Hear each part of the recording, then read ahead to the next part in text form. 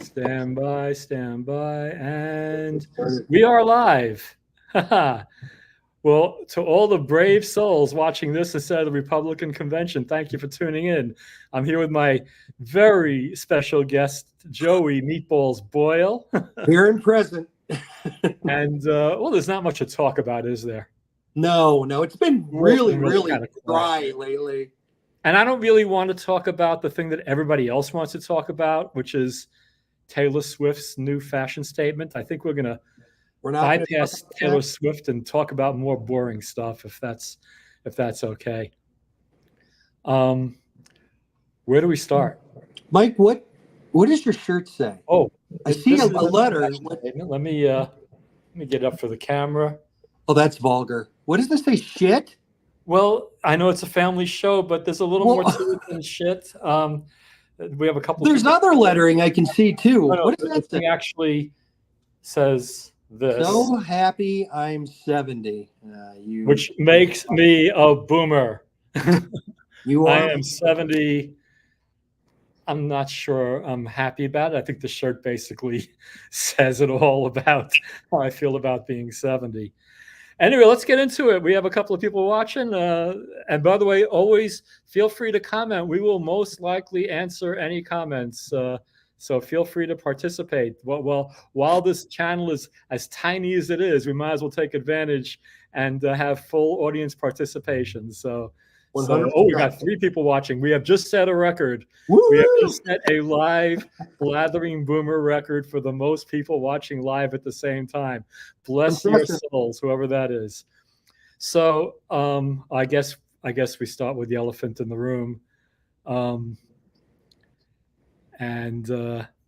that? Well, I got, it's been months since I've done a live stream, and I don't remember exactly how to handle all the commands, but let's see. That's not it. There is a photo that I was hoping to share, and there it is. I can see it. I dare say, and I know people are going to hate that I'm saying this, but I believe that is the most iconic photo I have seen since the raising of the flag on Iwo Jima. Amen. I know the people who hate Trump will hate that, and a lot of people hate Trump, but we're going to get into why a lot of people hate Trump, because the hatred of Trump is what caused what happened on Saturday. The media.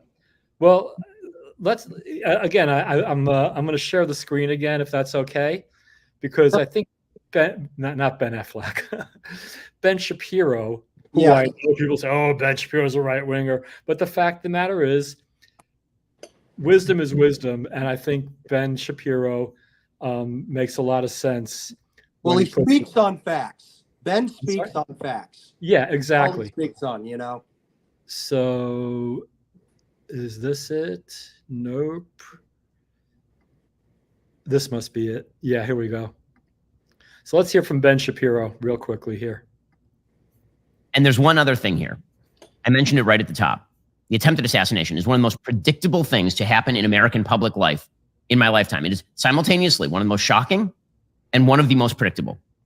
Shocking, but not surprising.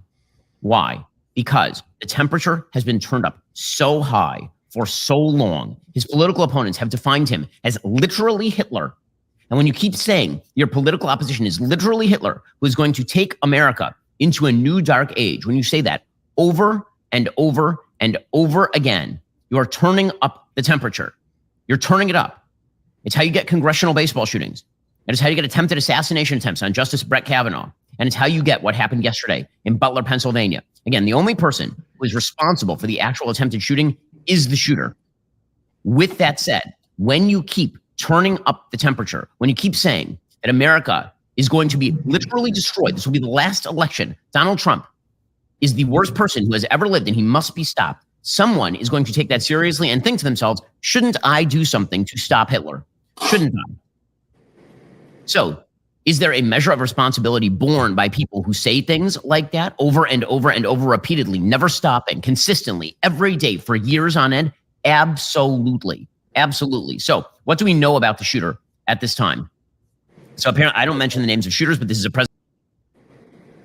Anyway, the point's really well taken. I definitely, again, there are people in my life that I love a lot who have impressive levels of TDS. And me too. It's because they hear these things. Yes, who wouldn't hate the next Hitler? I mean, I sat there in somebody's playing music outdoors, and the conversation turned, and somebody said, "He's a Nazi, he's Hitler," and I'm trying to be polite because I'm playing music and I don't want to make a scene. Especially I'm so grateful whenever anybody wants to hear a single note that I play. I'm not looking to make waves, but this is a couple of years ago, and I'm like, listen, Trump's a lot of things, but he's not a Nazi. And as someone who lost many, many relatives in Auschwitz, I find it really offensive to their memory for you can go hate Trump all you want, but he's not a Nazi. But he doesn't demonstrate any traits of Hitler. I mean, why would you call him Hitler? And let's define TDS, Trump derangement syndrome. So yes. Yeah. So, I mean, it's unsubstantiated labels on things that he hasn't done. I mean, what has he done to align himself with Hitler? And he asks people that, he's going to, ruin democracy. Well, what gives you that idea? He's guilty of the crime of refusing to bend the knee to the powers that be. And, he beat Hillary. That his big crime is he beat Hillary. She couldn't believe she lost to him. It had to be Russia's fault. It had my God. I mean, when that first impeachment happened over the phone call he made to Ukraine, it was, I don't want to use his terms, it was a beautiful phone call. It was a perfect phone call, but it was actually genius. If you think about what was happening at the time in the Democratic primary, Biden was a distant fourth. Yep. They were talking Buttigieg, they were talking Bernie, they were talking, they weren't talking Kamala anymore. She got taken care of early on. But as I recall, Biden was fourth. So why would Trump risk his presidency to make a call to Ukraine to look into the basically opposition research on somebody who's extremely unlikely to be his opponent? He knew something. He had to know that on some level the fix was in for Biden. Whatever. I'm not even sure what point I was trying to make, but I get to digress and blather because I am a boomer and I'm 70. But as far as the media and this hyperbole they use, putting the word Nazi into the ears and minds of good people, not to have all roads lead to the Middle East, but as much as there was a prevailing sentiment that the media and their hyperbole is what led to this shooting, I will also state unequivocally, or is it unequivocally? Whatever. Unequivocally, yeah. I will state with great certainty that there are many, many people in so-called independent media whose words and they throw the word Nazi around Netanyahu. They throw the word apartheid around for Israel. They throw the word genocide around. Who wouldn't be against a genocide? The problem is there's not actually a genocide.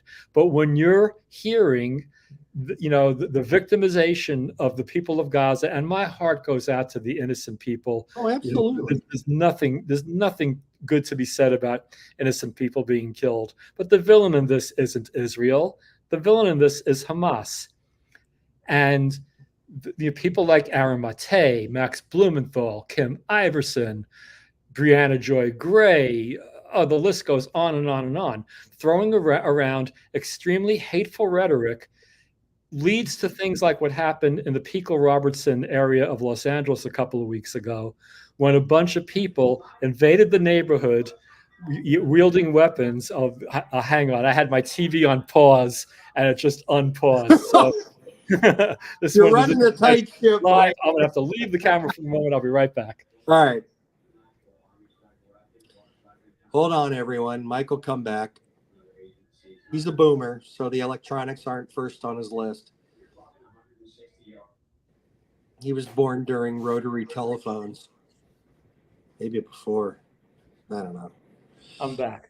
I'm cutting excuses for you, Mike. I said you were born during rotary telephones, and you're not the best with electronics. So, yeah, you know what? I paused the TV because there was a graphic on the screen that talked about how the shooter was spotted by police yeah, 26 minutes before the shooting. So I was leaving that graphic up there so I would turn my head and see it. But, you know, when you pause the TV, it's only paused for a so certain long. amount of time, blah, blah, blah. Anyway, I don't want to overuse the boomer excuse, but I just boomered out on that.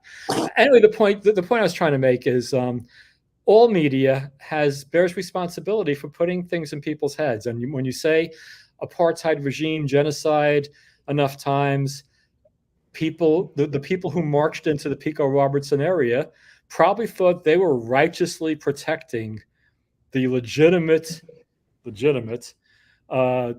owning of the land between the river and the sea. Right. But they marched into a neighborhood and beat people up in the street. I gotta say, I hope you're happy, Max Blumenthal, and your wife Anya, and Kim Iverson, and Abby Martin, and God, I mean, it breaks my heart to say this, but Glenn Greenwald's not innocent on this either. And I followed him for years, took him as the voice of credibility and reason, but he's lost the narrative on this as well. I'm sorry. Somebody put it really well. Sometimes the weaker opponent in the fight is not the good guy. Amen. Amen. There's a story. I mean, here's something that happened when I was a kid. I grew up in a kind of neighborhood, maybe not the worst neighborhood, but definitely not the best neighborhood. Brooklyn. You were in Brooklyn, right? Yeah. Yeah. Actually, Trump was my landlord. I had a lifetime of hatred towards him. The old man was your landlord, not Donald. Yes, I had reason to not like Trump my whole life. He was a horrible landlord. But his dad was a horrible landlord, right? His dad was my dad's landlord, and I'm not sure how much passed to Donald because I took over the apartment from my parents in the late 70s. And I used to joke, hey, I moved 3,000 miles away to get away from Trump, and now he's president. I can't get away from the guy. But one day, this was a group of 5 apartment buildings, 6 floors each, 7 apartments in each floor. So it was a neighborhood in and of itself. There was a little square in front. And one day I went outside, and there was this kid. I'm going to guess I was about 12. Mm-hmm. And there was this kid who I'd say was about 10, menacing a bunch of kids who were, I'd say, between 6 and 8 years old with a razor blade. He didn't cut any of them, but he was threatening them and moving uncomfortably close to them to the point where I felt I had to intervene. So I went to grab the razor from him and he cut my arm with it. At which point I wrestled the razor away from him. It was a razor blade. It was a single edge razor blade. Right. So I grabbed the blade from him and he ran for his mother. And I chased him because I was pissed because he cut my arm with a razor blade. So he goes running and he bangs on his apartment's doors. Ma! You can hear him all over the neighborhood. She opens the door and he says to his mother, that guy's attacking me with a razor. And his mother slapped me. And that's the end of the story. I never got justice. Anyway, somehow this whole Gaza thing reminds me of that story of who did what to who and who's doing what to who now. And the perspective of justice is sometimes a bit warped. Yes. So there's that. And I guess if we're talking about that kind of stuff, I'd like to, if it's okay with you, I'd like to show me settling a Twitter argument.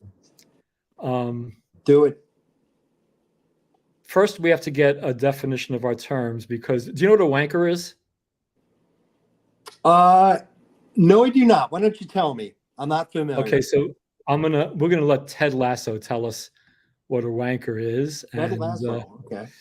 Let me Here we go again and present and share screen. Share screen. I'm getting better at this, but I'm still not good at it. And here we go. There we go. Let me make it full screen and Perfect. Wanker. You don't want to let them call you a wanker, Ted. It's bad. What's a wanker? I'm a visual learner, so that's very helpful. Thank you. My pleasure. okay, so now we know what a wanker is. So there was an argument on Twitter. Now I'm going to share my screen again, and I'm going to go into. I think that I am like King Solomon for settling this argument. But let's see how it goes here. So I'm going to share my screen. I got all this stuff. Okay, and here we go. And let me make that full screen. Whoops, didn't mean to do that. Meant to do that. That looks good. I want to make this bigger somehow. We can see it, Mike. It's good. You can see it okay? Okay. Yeah, And I can read all the comments and everything. You're good. okay, so this guy, Alan Gibbons, is a I forgot what his title is. He's some kind of city, the equivalent of a city councilman. Yeah, Liverpool Community Independent Counselor for Orell Park Speaker. Right, and so he's some kind of Liverpool city councilman of some sort. Okay. England. So there he is, and he proudly presents himself, a picture of himself at a demonstration wearing what he calls a keffiyeh. So somebody made the snide comment. Duncan Gray says, "Does your wife know you pinched her favorite tea towel?" And just to show you what a wanker Alan Gibbons is, he doesn't get the humor in that. His reply is, "What year was your sense of humor surgically removed? It's called a keffiyeh, and I brought it back from Jordan. Happy to educate you about Middle Eastern culture." Oh boy, he's oblivious. And then somebody else commented, "All the way to Jordan for a tea towel?" David He's Turner being commented trolled, that. Mike. He's being trolled. And then Alan's not letting go. He goes, "I was working and making cultural links. I could explain the concept if you have time." So this guy is really, really full of himself. Oh, He has no sense doubt. of humor, calls other people out on it. And I'm sorry. Now, I got to backtrack a little bit. I have nothing but respect for people who want to practice their own religion.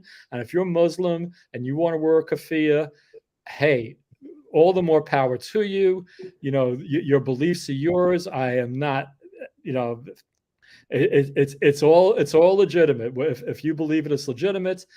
However, if you're a white guy, a white, lily white, A lily city- white British guy. I mean, you are the ultimate white. You're almost opaque, you know? right? So they're going back and forth about what to call this thing, and I finally couldn't stand anymore. So I, in capital letters, said, "Stop it, all of you! It's not a tea towel, and it's not a keffiyeh.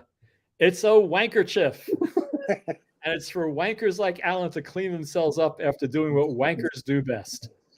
Glad I could clear it up. P.S. Alan, I hope you're enjoying the ratio. Hashtag wanker. So, and just to show that I am not one-sided about this, I was equally offended by this image. Whoops. And this one. This really bothered me. I'm sorry, Mitt. I know you're running for president against Obama, but putting on a yarmulke and standing at the Wailing Wall, that is just, I don't know. Maybe I'm oversensitive, but I found that to be disgusting pandering. So I am no more. I am no more respectful of a white guy wearing a keffiyeh than I am about some goyish politician going to the Wailing Wall and wearing a yarmulke. You think Mitt was counting Mississippis until he could stop doing that just so the photo op was done? It was like, I don't think you think I it was like ever five wanna- Mississippi with his hand there until it was done. It's a good question, but I don't think I ever want to get into Mitt Romney's mentality Yeah, or I get train of thought. I get it. What's funny is, well, not funny. My mother died while my mother was on what turned out to be her deathbed. She was going in for surgery. She had broken her hip, and this was in the fall of 2012. It was just before Obama and Romney ran against each other. And obviously it's my mother. I want her to live. So I said to my mother, and at that time, and I'm going to play a song in a little bit that shows where I come from politically, because back in those days, I was a passionate Obama supporter. No doubt. So was I. Never would have considered voting for any Republican. So my mother knew that.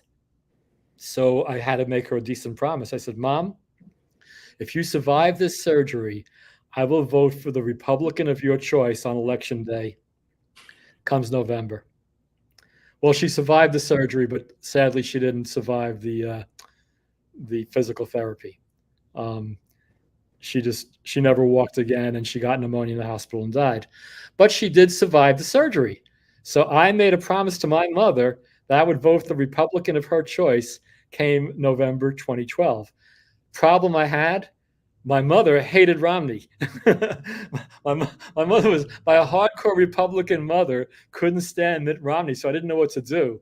So I wrote in Newt Gingrich, because the promise was I'd vote for the Republican of her choice. So even though I made a deathbed promise to my mother to vote Republican in 2012, You just couldn't do it. didn't get the vote. So there's that. Well, Romney had no chance to win. None. My opinion. No, I mean, he was what the Republicans threw against the wall to run against, but it's like Bob Dole. He had no chance of winning. Bob Dole had no shot, and neither did Walter Mondale. Walter Mondale had no shot against Mondale. Reagan. No, I mean, the Democrats had to choose someone, and they chose Mondale. Yeah. There's a lot of history about vice presidents running for president subsequently. Hubert Humphrey didn't win against Nixon. Right.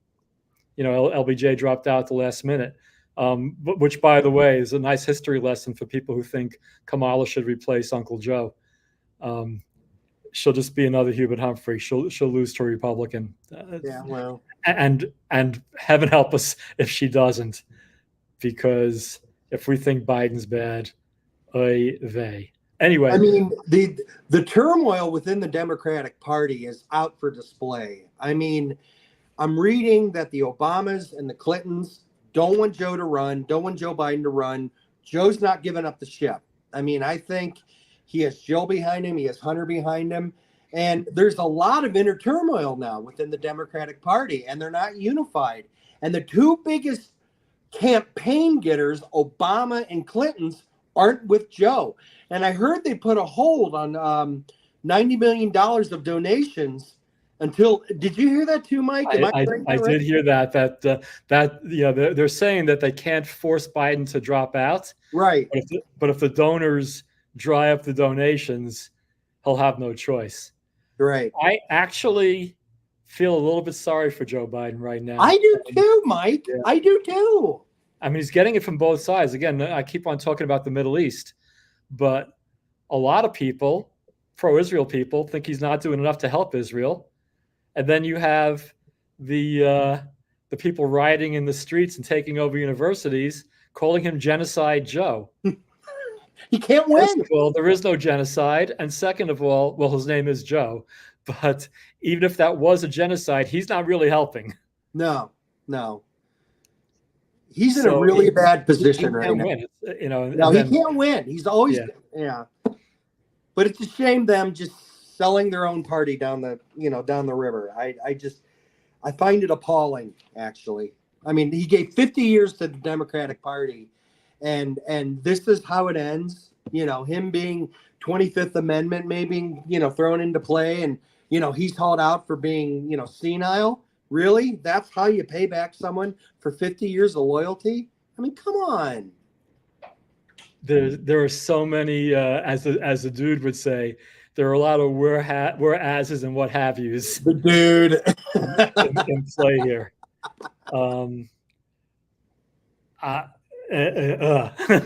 I know, right? It's insane. Somebody asked me on Twitter, do I believe Biden got 81 million votes? And my reply was, you're asking the wrong question. The question isn't whether or not he got 81 million votes. He probably did. The question is, did 81 million individual registered voters actually vote for him? That were alive. Yeah, right. And that were alive. And that's the question. Mm-hmm. But we can't, obviously, once I start questioning the 2020 election, I get labeled as some kind of MAGA right-wing dyed-in-the-wool maniac. But the fact of the matter is, I was a big Obama supporter, and I was an even bigger Sanders supporter. But what happened in 2016 was very eye-opening to me. I've always been a registered independent with one exception. I briefly registered Democrat in 2020 because I was told there was a possibility that if Tulsi Gabbard would have taken my district in the California primary, that I was eligible to be the convention delegate at that year's convention. Mm-hmm. But I had to be registered Democrat. So I registered Democrat, and then as soon as Tulsi dropped out, I went back to independent. Point being, I've always been independent, but I've always leaned towards the Democrats. I lived in the Bay Area in the 80s, and everybody was terrified of Ronald Reagan. They called him Ronnie Ray-Guns, and I was swept up in that, and I had no real basis for questioning, and I wasn't paying that much attention. My biggest thing in the 80s was the Nobody for President tour, which was a lot of fun, but it had nothing to do with politics. But 2016, everything changed for me. It reminded me of professional wrestling, when there'd be a regular match going on, and then somebody would jump in the ring and gang up on the good guy. Right. When Debbie Wasserman Schultz and company were exposed by WikiLeaks as giving Bernie the shaft and fixing the primary against Bernie, I couldn't abide. And then the Democrats made a stupid move. If I was a Democrat strategist, I would have screamed, throw Debbie under the bus. Yeah. Hillary say, this is not who we are. I'm in this for a fair fight. Bernie Sanders is blah, blah, blah, whatever adjective you want to throw in there, Hills. But no, that's not what she did.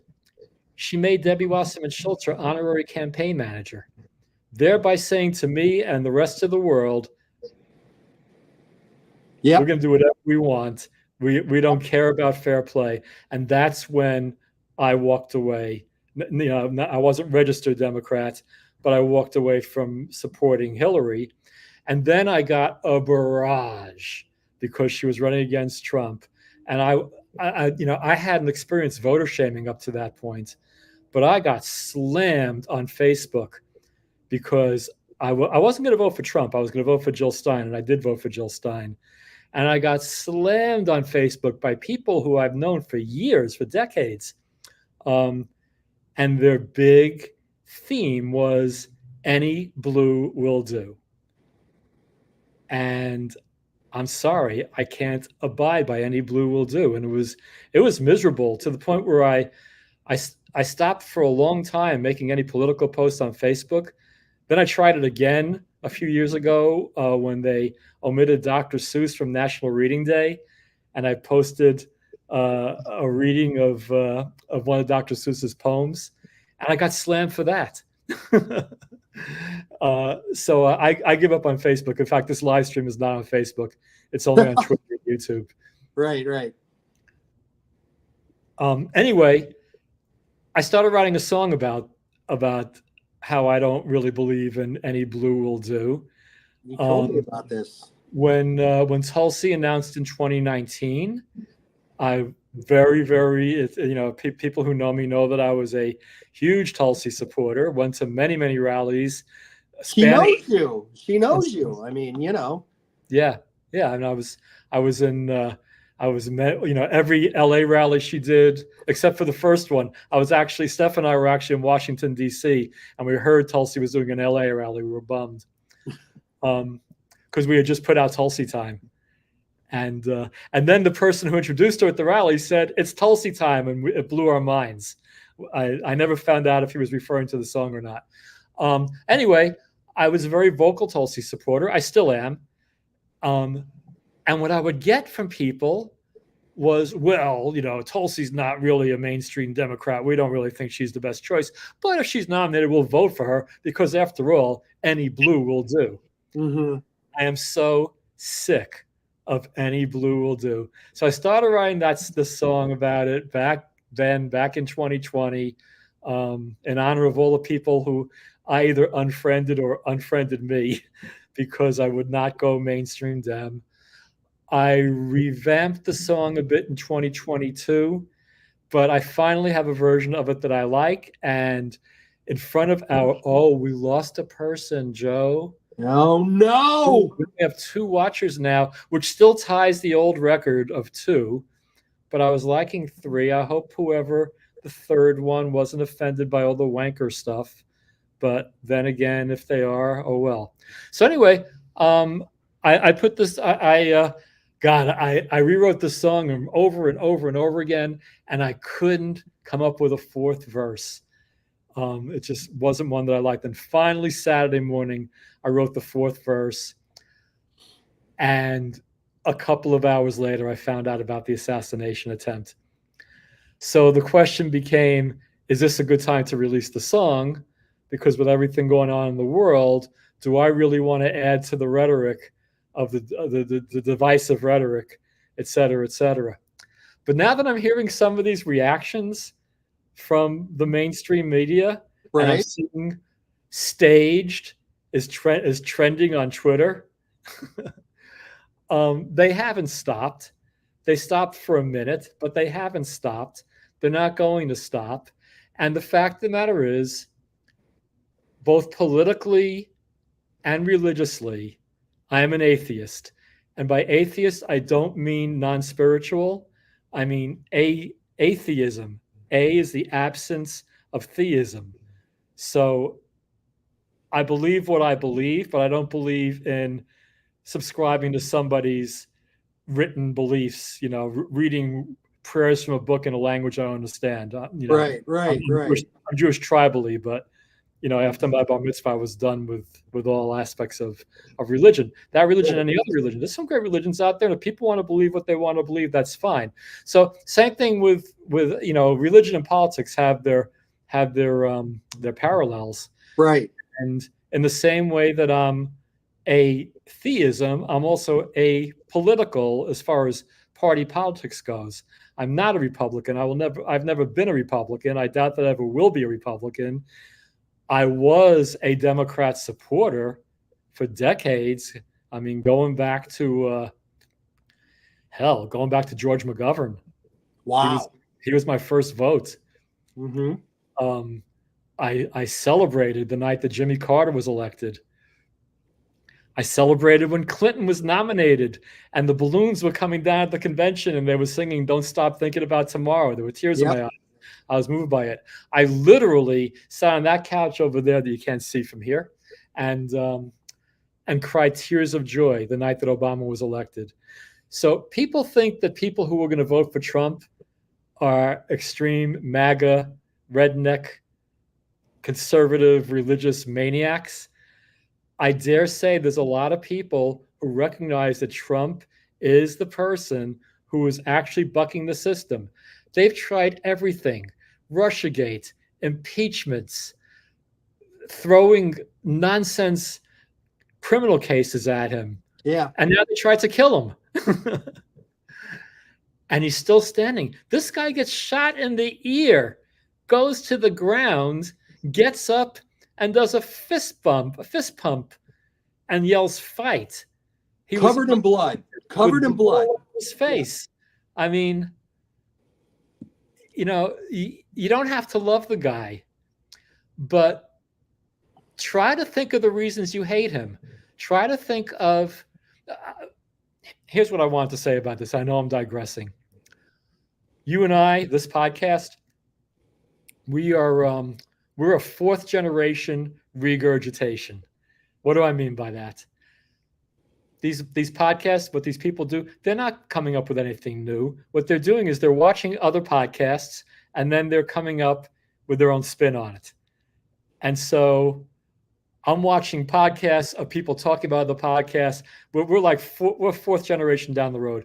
You're not hearing a single thought in this entire podcast, except for my song, because I wrote the song. I did kind of borrow the melody from Bob Dylan, but he'll forgive me. That's okay. Unless he hears the song, in which case he'll probably sue me. So I guess without further ado, let me play the song. I keep talking about it, and this is my answer to vote blue no matter who. There you go. Sharing the screen, and here it is. I chose that for my because I didn't want to have my ugly face on there. Anyway, here we go.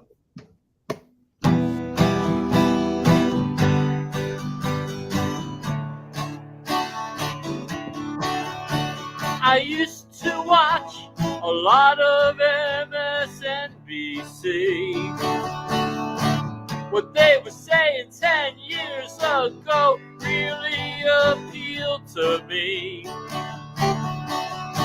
But now they're just the DNC's propaganda shadow. If you don't believe me, just watch 5 minutes of Maddow. And now they'll use your fear of Trump to gaslight you.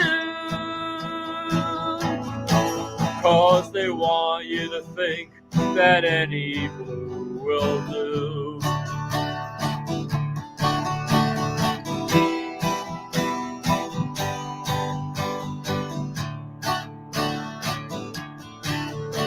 I used to think the Democrats were a better choice. Yes, I did. They seem to be the party with a saner voice. But in 2016, that sanity was abandoned. It was clear when they started blaming Susan Sarandon. And now they're saturated with corruption through and through. But they still want to tell you that any blue will do.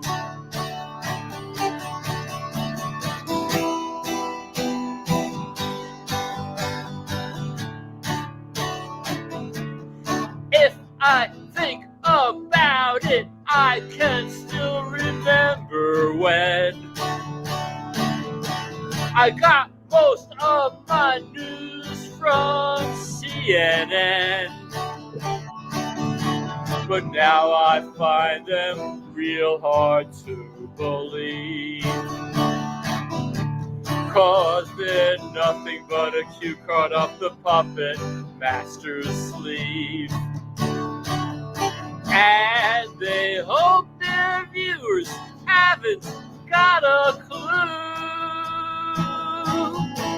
And will simply accept that any blue will do.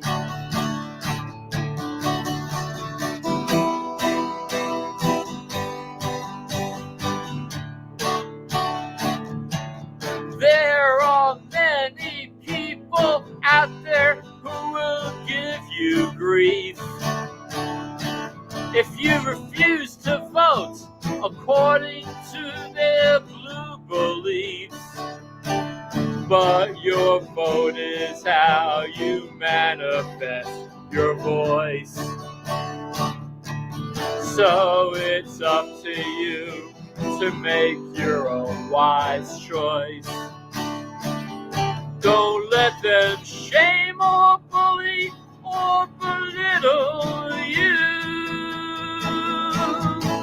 when you say no way to any blue will do. We gotta break away from blue no matter who.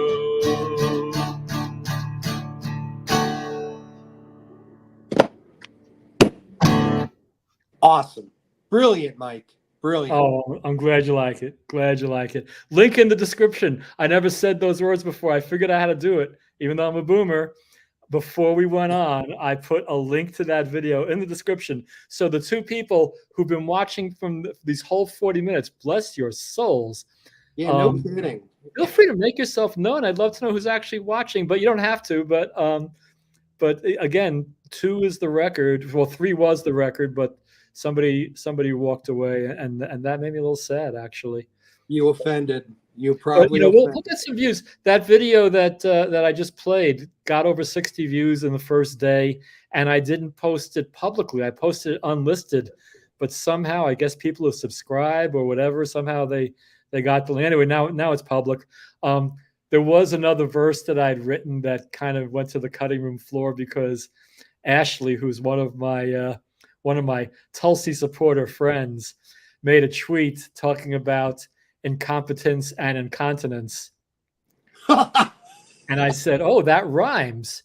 Maybe there's a song in this." And she responded, "Well, if anybody can write it, you can." And that's what actually inspired me to get the song back out there. Right. But I kind of feel, especially since the debate, if Joe was still going strong and they were still telling all the lies about him being fine, but they're not. Those, that blanket's been lifted. Right.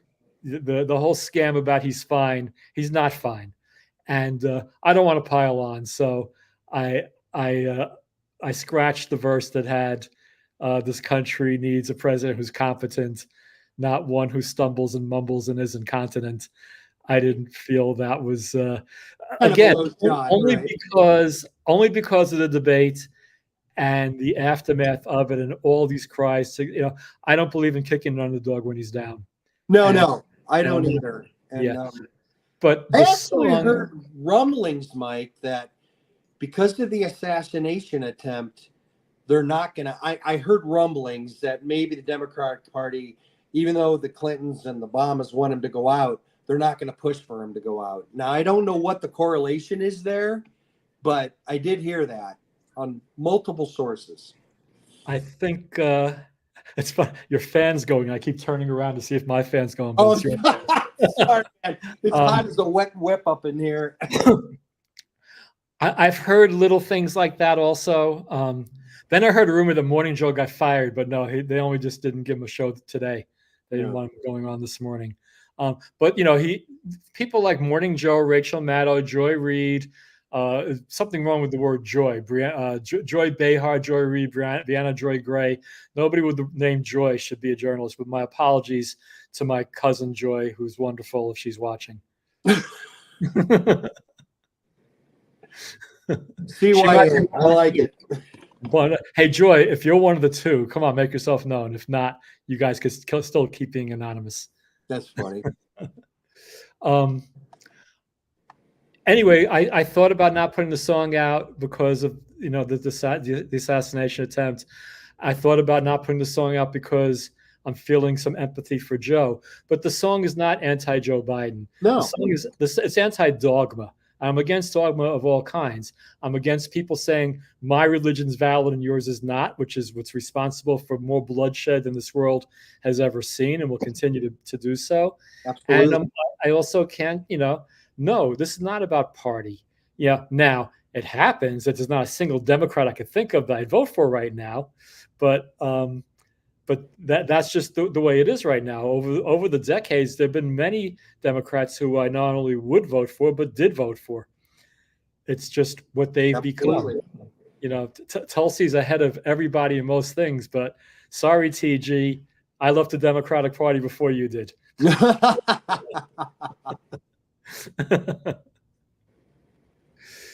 So anyway, I've now shared everything that I had saved to share.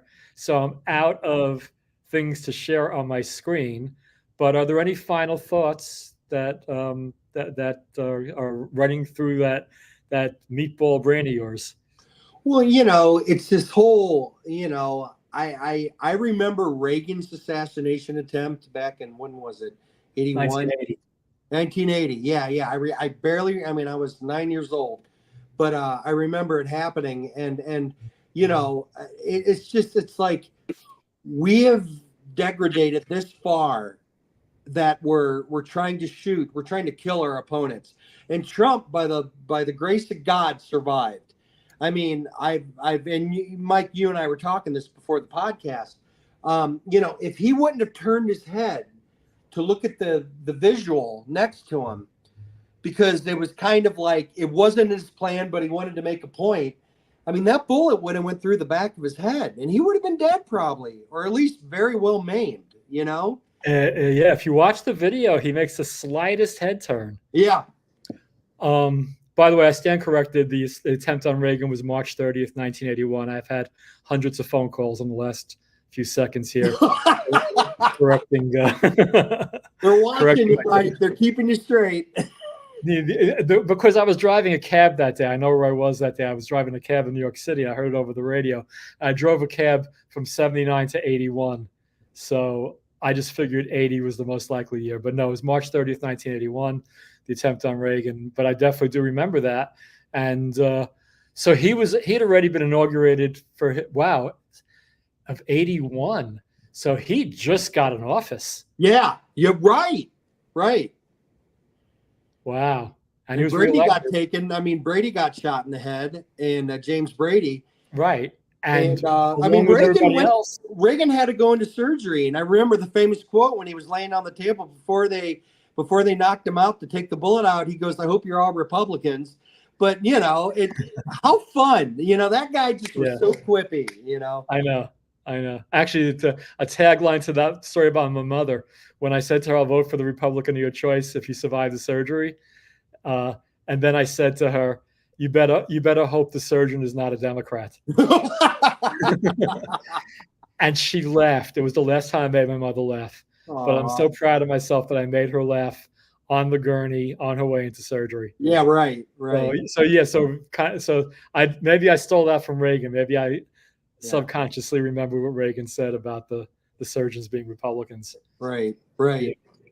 Anyway, as far as this attempt goes, and again, like I said, this is fourth generation regurgitation. So this is just my take on what I'm seeing on the news and what I'm hearing people saying. He turned his head ever so slightly. I mean, I can't even describe how amazing this is. Because if he would have been killed, shudder to think of what that would be. I mean, anyone killed is terrible. The fireman was killed.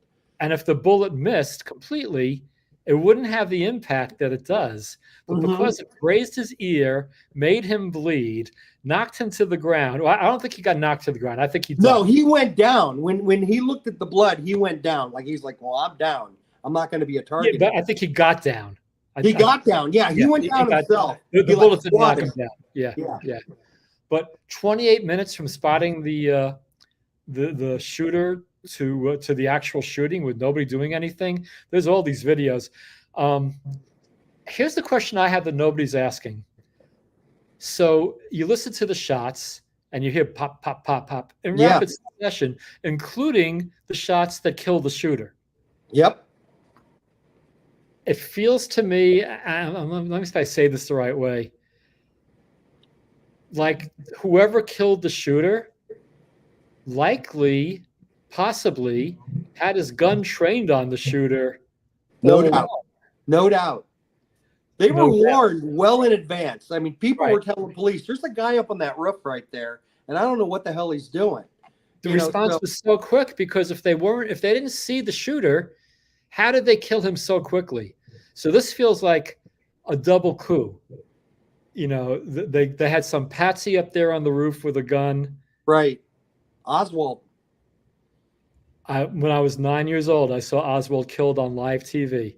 Yeah, and at age 9, I said, wow, they just silenced him. They don't want to know who was in it with him. Because he was yelling, I'm a patsy. Yeah. Yeah. So same thing here. They killed, first I heard Trump got shot. I saw the images. Then I hear shooter dead. I was not happy that the shooter was dead. I am not happy that the shooter's dead. Why is it always shoot to kill? And I'm not saying that from a place of compassion. I'm saying that from you shoot the guy, He's immobilized. Yeah, if you see him reach for the gun again and take aim, then you take him out. But they shot him, and then they shot him again because they saw him move. But I haven't heard they saw him move with the gun.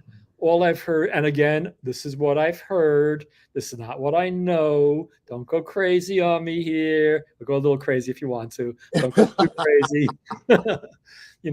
But it just seems really odd if the bullets were in such rapid succession. Yeah.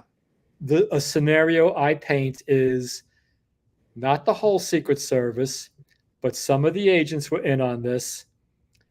They let this guy on the roof in and of itself. This was the police are in charge of that building. There's all kinds of arguments now about whether this guy had a ladder or not, or whether he went up the stairs. Either way, it's horrible. If the police are in charge of the building, how do they let this guy in the building with a rifle to the roof? If he went up a ladder, how is he not seen climbing a ladder with a shotgun or the rifle, whatever they are, AR-47, whatever you call those things. Yeah. Well, I mean, I don't know from guns. I heard on Sunday that security experts were reviewing everything, and they said that was such a vulnerable spot, and how they didn't pick that out as a vulnerable spot and had someone pinned there guarding that area is just unbelievable. Because he wasn't in front of Trump, if I understand. He was like to the back of him, wasn't he? Like correct, because the blood splattered onto Trump's face. If he was shot from the front, the blood would have gone behind him. Right. That's why I was confused, because I saw him turn his head to the left and then to the right. Yep. And I realized one of those head turns, the turn to the left, is what saved him. Mm-hmm. I think I got to watch it again. I spoke to another one of my cousins tonight who argues about the head turns. I'll watch it again. But what I can't get past, so this was either incompetence on a level unheard of in this country regarding the security of a presidential candidate and former president, or it was something far more sinister. And honestly, I don't think anybody's that inept. I hope it isn't far more sinister. I mean, I pray to God it was just, just ineptness. But I mean, you got to think, really? That's the guy running for president, and it should be so. The security should just be insane with him, But it's not. The head of the Secret Service. She said today she's not resigning. Yeah, she said she's not stepping down, and I'll tell you what. If Trump gets in, I think she'll be pressured out of office. I mean, she said the buck stops here. How does the buck stop here and you also don't resign? Both things can't be true. Yeah, right. Well, that's very wise. It's a very wise statement. So, but hey, I don't know what I hope. I don't hope that our Secret Service is that inept. If it was purely ineptitude, I guess that gets fixed now. But if this was some kind of deep state political coup to take out the leading, most likely next elected president, we live in times far worse than I realized. We're in a banana republic then. We are just it's not a government, it's a syndicate that has leading us. I'm serious. Geez, Mike. Right. Chuck Schumer said it himself when Trump started mouthing off about draining the swamp early in his pregnancy, in his first trimester.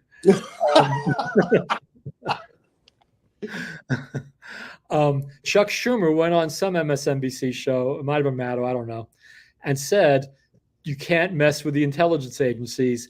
They have, and I quote, 7 ways till Sunday to get back at you. And here we've been. Here we are. 50 intelligence agents saying that the Hunter laptop was Russian disinformation. That's just for starts. There's so much to unpack with the whole thing. We're talking almost an hour now, and God, there's 2 people who are still hanging in there. I hope one day I find out who they are, because I am fans of them. I think I know who one is, but we'll see. Okay, well, yeah, and hey, if it's that person, that's a great way of. Hey, amen. Keep listening. Yeah. Keep listening. Yeah, it's a great way of me being on his team. So, but we could, we could wind it down. I try to keep these things. Well, I have no time limit. Really, I love when these podcasts say we're almost out of time. What are you talking about? Almost out of time? You're not on a network TV show where the next right. You don't got a hard stop coming up. Almost out of time, and then they'll start begging. Oh, please like and subscribe. I'm here to tell you, I don't give a shit if you like and subscribe. Woo the fans, Mike.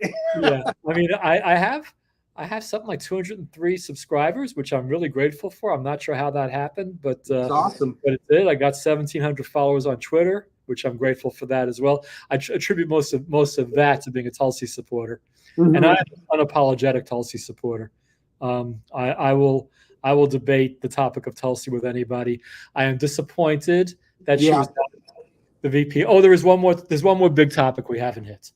What's that? RFK Jr. Yeah. So I like the guy. He's not perfect, but I can't help liking him. And the fact is, well, I'm not sure what I'd say now. If you would have asked me 3 or 4 months ago that if the entire country, if like Will Smith did that Men in Black thing and did the and everybody goes into suspended animation except me, and I get to do the only vote on election day, I would have pulled the lever for RFK Jr. After this assassination attempt, honestly, I'm not so sure. Right. I might still go with Trump. Here's the point, though. RFK, last time I looked, was polling at about 9%. He's for lack of a better word, he's a wonderful, principled, truthful man who says some things that are controversial that a lot of people disagree with. But I think he's sincere in his beliefs. I don't think he's corrupt, which is a big deal. No, he speaks from the heart. I really think that, And he's a pragmatist. He's realistic. He's not going to win on November 5th. However, Trump, say what you want about Trump. Trump is a deal maker. And I understand they met today. And I actually have a friend of mine who sometimes has done this podcast with me, Prince. Prince is actually at the convention. He texted me. I sent him a link to join us, but he said that he's at the convention. If Trump is speaking, he's got to give that precedent. So maybe Trump's speaking right now. Oh, we have four viewers, Joe. What? We have a population explosion just in time for me to talk about RFK. So here's the deal, Shlemiel. You're not Shlemiel. Schmazel. House and Pepper Incorporated. Go ahead. I'm both. I'm the Shlemiel. I'm more of a Shlemiel, but I'm both. Trump should, and again, I'm told that they met today. Trump should make a deal with RFK. I grew up with these wonderful words, Attorney General Robert F. Kennedy. Wouldn't it be nice to have another Attorney General Robert F. Kennedy, just like his father was? That would be amazing, but I would have a security detail on him like nobody's business. Absolutely, whether that happens or not. But Trump should offer RFK whatever it's going to take to get RFK to drop out and endorse Trump. And then I think it's already game over, but then it would really be game over. Yeah. So Trump has a choice of being almost definite to win or absolutely don't even bother with, it's beyond, it's a cheat proof majority he'll have. And Kennedy has a choice of getting nothing or getting a prominent cabinet position. I think he would make an amazing attorney general. I really do, Mike. Not just because of his name, just because of the way he thinks and he's pragmatic about things. And, yeah, I think he would do a lot of good. Attorney General. I'd say Secretary of State, but I'm holding off for Tulsi on that one. In a way, I'd say he should be in charge of the Department of Health, Education, and Welfare, like the people with the vaccines or whatever.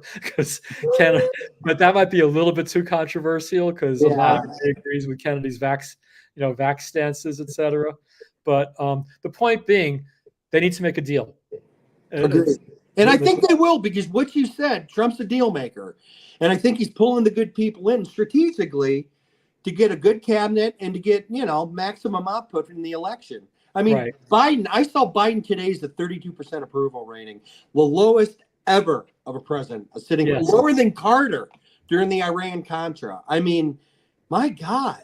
And I feel bad for Biden. I mean, but Iran-Contra was Reagan, but the Iran hostage crisis. yes, the As hostage crisis, right, Yeah. right. God, that was the scariest time I'd ever lived in. Was Iran? Why? I mean, I was a child. Why was it scary for you? They took, I think it was 38 hostages. They were demanding that we turn the Shah over. The Shah, when the revolution happened, Iran, yeah, we backed the Shah. we Yeah. backed the Shah in a coup. We were the bad guys on this. The CIA did some nasty stuff in the early 50s, early mid 50s in Iran, got rid of their duly elected leader and installed the Shah. I'm regurgitating. This is fourth generation regurgitation. I'm saying what I heard from somebody who heard it from a friend who heard it from a friend. Friend who. So I'm not saying it's fact. I'm saying this is what I understand, that we, I can't follow everything, Anyway, what I do remember is the Shah escaped Iran, and Yep. he was in either Bellevue or some hospital on the Upper East Side of Manhattan. And they were demanding we turn the Shah over, and Carter wasn't turning the Shah over. So then Carter tries an Entebbe-style raid, like Delta Force type Yeah. raid, hostages back, and it botched horribly. Horribly. So Carter looked awful, and it's too bad. I will say to this day, I've said it recently, and I'll say it again. As far as he was not the best president, but I believe he was the best man to occupy the White House in my lifetime. Amen. He was such a principled guy, and just so, he wanted to do the right thing. I remember that, and he did. Yeah. He really tried, and the energy crisis was horrible. I was driving a cab, and there were gas rationing, and I couldn't work without gas. I needed to fill my tank every day. Sure. Luckily, I knew somebody who owned a gas station that blocked off his pumps and let me in there, because it was by your license plate number. Yeah, right. It was even or odd number, right? Even or odd, and I think one day might have been for everybody, but I got in even odd. It didn't matter, because this was the guy who serviced my cab, and he kind of put me in there. But it was awful. Gas prices skyrocketed. Mhm. Couldn't get gas. There was an energy crisis. Carter was saying to the people, send in your suggestions for energy conservation. And I sent in a suggestion that I never got credit for and never got implemented. But I still say this would have solved the whole energy crisis. Put generators on the revolving doors in New York City. They are constantly turning. Picture the revolving door. They're constantly turning. People are pushing those doors. All it needs generators. You can power the whole building. Well, maybe not the whole building, but you know what I'm saying. So I wrote to Jimmy Carter with that. He didn't get back to me, but I still love the guy. I forgive him for not getting back to me on that. It's okay. Right. But the night of the 76 election, I was serving my sentence in upstate New York in a minimum security facility, and the guards and the inmates watched the election returns together of the 76 election. And it was amazing. Virtually all the inmates were rooting for Carter, and virtually all the guards were rooting for Ford. And when Carter won, we kind of did a really friendly in your face, and it wasn't like that movie with the kids, what's it called? Where the kids go to reform school and get molested. That's heavy. Yeah, great movie. Kevin Bacon's the bad guy. I can't remember the name of it. Anyway, it wasn't like that. They let us give him the good-natured ribbing. It was like a minor victory. God, I can't remember the name of that movie. It's one of my favorites. We got 4 viewers. Come on, I'm talking about the movie with Kevin Bacon where the kids kill somebody by accident with the hot dog vendor. They knock his thing down the stairs and somebody gets killed, and they go to reform school, and one of them grows up to be Brad Pitt. All right. Well, I'm looking it up. Yeah, it's got Brad Pitt. It's got Jason Patrick. It's got young Brad Renfro. Young Brad Renfro plays young Brad Pitt. Was it Sleepers? No. Sleepers, thank you. Well, there we Great go. movie. If you haven't seen it, highly disturbing. Highly disturbing. Highly disturbing. I did see that movie. Yeah. Yeah, but an excellent movie. Anyway, the point is they have a football game where the inmates beat the guards, but they pay the price. The guards took their revenge. The guards did not take their revenge on us for Carter win the election. Yeah. Right. Right. So blah blah blah. That's just boomer blather. There, I can't help tossing in one little prison story on each of these podcasts. And as far as voting for a felon, well, I'm a felon.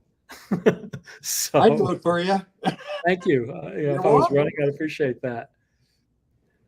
4 people watching. I'm blown away. We've set 2 records in this show. We 3 was a record, and now 4 is a bigger record. But dude, and we're over an hour too. So kudos, yeah. We should probably quit while we're way behind here. Always leave on a high note, Mike. You know that.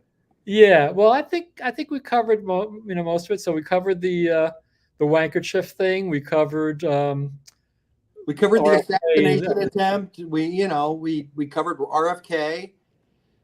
We covered our suspicions that this was more than just some warped 20-year-old with a gun taking a random shot, even though they want us to believe that. I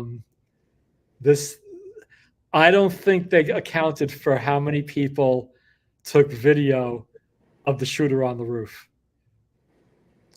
I don't know. No, I think you're right. I don't think that was in their calculation of everything, because you saw the kid on the roof. I mean, people were taking their cameras and photographing that kid on the roof of that building, and they're like, "Someone tell the cops." Yeah, but it unfolded slowly, because first we hear Trump is shot, and they killed the shooter. Yeah, that's all we heard at first. It wasn't until the next day that I started hearing the stories and seeing some of the interviews and seeing some footage of the guy on the roof. And that thing with my TV that I was freeze framed. They said that a cop had an interaction with the shooter 28 minutes before the shooting. It's madness. Wow. Something is up. I mean, how far do I want to go? I hope Trump survives to the election. I mean, is there going to be another attempt? Is there going to be more ineptness that happens with the Secret Service? I mean, there needs to be a shakeup happening. They told Robert F. Kennedy they wouldn't give him Secret Service until Trump said, "This needs to happen." And Biden goes, "Yeah, I guess we got to do that." I mean, did they finally give RFK Secret Service? Yeah, they gave him Secret Service. Trump has again, I know everybody wants to think that Trump is this horrible, evil person. And I thought that for many, many years. I thought that most of my life. But the guy's got a human side. He has compassion. And he's funny. He really is funny. Quick. He's really quick on his feet, which is funny. Yeah. And how did he know that Biden was going to be his opponent when he made that call to Ukraine? I will never figure that out. But why would he risk impeachment over a guy who's barely in 4th place? Right. Dumb luck. We are now 5th generation regurgitation, because we are regurgitating what we've already regurgitated. Well, that's called cud with a cow. When it's cud, Hey, I'm from Brooklyn. Throw it up and keep eating it. This is the Ohio Brooklyn connection. You're from Ohio. You know more about cows. Oh, I know cows. Believe you me. Yeah, I don't think I saw my first cow till I was in my 20s. Oh shit! Up in Brooklyn. So, anyway, I think that's all we got for now. We can always do this again. I hope we do this again. Let's do it again soon. This was, but you know what, Mike? There's just so much popping right now. It's insane. I mean, I don't know where to look at news. I mean, I don't know what to read, what to get into, because there's always something coming up to the top of the barrel. So, I mean, Trump chose J.D. Vance as his VP. That happened today. Yes. And we were hoping for another choice, but it's a good choice. It's a solid choice. I was hoping for TG, but we got to play the hand we were dealt. Mm-hmm. And I think TG would make a fantastic Secretary of State. I would be so comfortable with her being the face of this country on the world stage. Well, let's see what happens. I mean, Trump doesn't forget those supporters, and he doesn't get he doesn't forget the allies. And I really think Tulsi is going to be a part of the administration, and I hope so. She's a I lot. hope so too. I know there's people, one particularly dear to me who would have a lower opinion of Tulsi if she joined the Trump administration. But hey, let's just see what happens. Yeah, right. I just read when we were talking, Trump has bandage on ear, gets a standing ovation at the RNC. I just read that. I'm gonna have to. That's my news thing. So we're gonna have to wrap it up so we can watch it. We're gonna have to rewind it and watch it. I definitely want to see that. I definitely want to see right. And that's why my friend Prince didn't join the conversation, because he's actually there. He actually sent me. He actually invited me to the convention, which is very nice. Mikey, you should have went, man. I don't even want to go across the street. Well, plus Stephanie's coming tomorrow. Stephanie's coming tomorrow. What would I rather do? Hang with Stephanie or sit in a room with? Well, Steph's my first choice, but gosh darn it, that's a hard choice, man. Yeah, well, and good for him. He's wearing a suit. He's wearing a suit. Yeah, he's there, and he's a good guy. He was with us in New Hampshire for the 2020 New Hampshire primary at a place called Hart's Location, population 23, if I'm not mistaken. They have midnight voting on because New Hampshire's the first primary, right? And this place, Hart's Location, at midnight they do their voting, and if you live there, you have to show up and vote. If you don't show up and cast a ballot at midnight, they will go to your house and get you and bring you there. Is my regurgitated understanding from what I was told when I was there. That's a lot of pressure, man. If you live in that town, you got to perform. Yeah. You don't move to Hart's Location unless if you're an early sleeper. You got to be able to stay till midnight once every 4 years and vote. We saw the first 23 votes cast in the 2020 primary. Tulsi got 1, which is one better than none, but I was hoping for 5 or 6. Mm-hmm. Anyway, Prince was there with us though. That's where I met him, and he and I have been good friends over the years. He and I disagree fundamentally on one major issue that I don't want to mention, but other than that, for the most part, we're in agreement. He was one of the original co-hosts on the Blather cast. Very cool. I was hoping he'd make a cameo tonight live from the Republican convention, be our on the scene dude. That would have been epic, man. That would have been epic. Would have been epic. It would have been ethnic, epic, whatever. So while I still have any control of the English language, any grasp of what's left of my diminishing, dwindling vocabulary, I should probably call it a night here and say are you ready to close?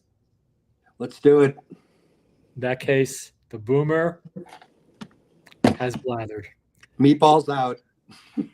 Thank you, Joey Meatballs. You're welcome, my friend. Anytime.